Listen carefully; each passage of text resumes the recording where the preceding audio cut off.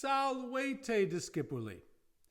In this lesson, Caesar will conclude his geography lesson of Gaul, and we will read the first sentence in which we will encounter what will become the casus belli Caesar will use to conquer Gaul, and that is the migration of the Helvetians. Okay, picking up where we left off. Belgae ab extremis Galliae finibus oriuntur. The Belgae arise. Okay, so remember, this is a deponent verb. Orior means to arise. Even though it has this passive ending, it's actually still active since it's deponent. The Belgae arise. Where do they arise from?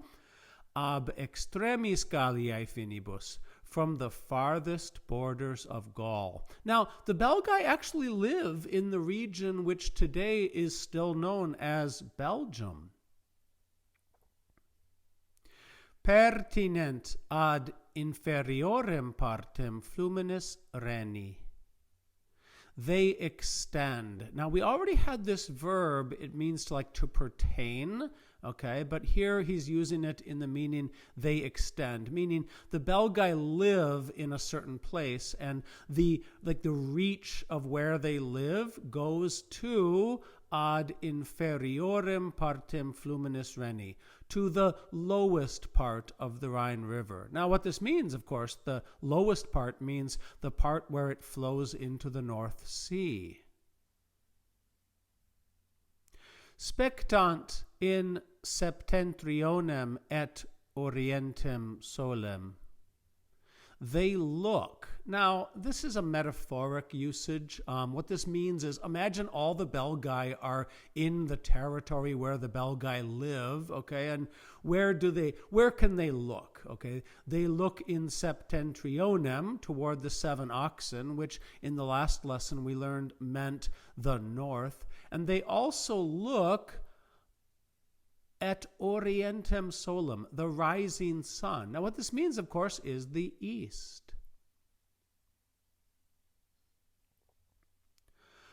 Aquitania agarumna flumine ad Pyreneos montes, et eam partem oceani quae est ad Hispaniam pertinent.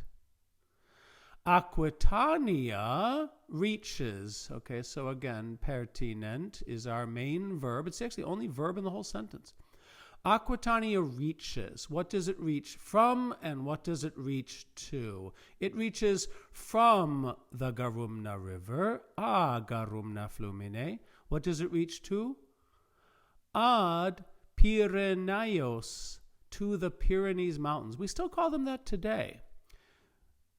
Et eam partem oceani, quae est ad Hispaniam, and that part of the ocean which is at Hispania. So the Latin here is fairly straightforward. Again, Caesar's giving us a little geography lesson that he thinks we absolutely have to have. Spectant inter ocassum solis et septentriones.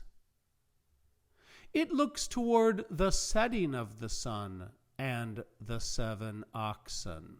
Okay, ocassum as opposed to orientem. Ocassum, the setting of the sun. This means, of course, the west. Okay, so Aquitania is in the direction of the west. The Belgae were in the direction of the east. And the 7 oxen, meaning the north. Okay. Last sentence we're going to do today. Caesar's done with his geography lesson. I don't know why he thought this was so important, but now we're going to begin the actual story. Caesar has come to this region as governor of Cisalpine Gaul.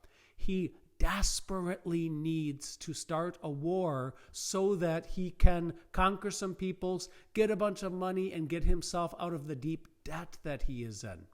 So, it turns out a people called the Helvetii are going to give him exactly the opportunity he needs.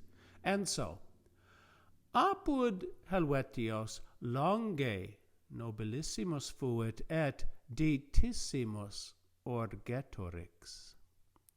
Among the Helvetians, by far the most noble and richest was Orgetorix. Okay, this is fairly straightforward. Remember, the word apud, if apud is followed by a personal name, it would mean at the house of. Okay, it's basically just like the French word chez. Okay, but when you have it followed by a plural people, it means among those people. So among the Helvetians was fuit. Okay, now what's the difference between fuit and erat? Well, one important thing is fuit means the person's dead. Okay, erat is like was in just a more general sense, but fuit, if we're talking about a person, fuit means he's dead, and well, we're going to find out why he's dead. Okay, longe, longly, it's an adverb meaning longly, but here translated by far. Nobilis means noble, nobilissimus, the most noble. If ditis means rich, ditissimus means the most rich or the richest, was this guy named Orgetorix. Okay, and in the next lesson, we're going to learn more about what this guy is going to decide to do and why this is going to play right into Caesar's hands.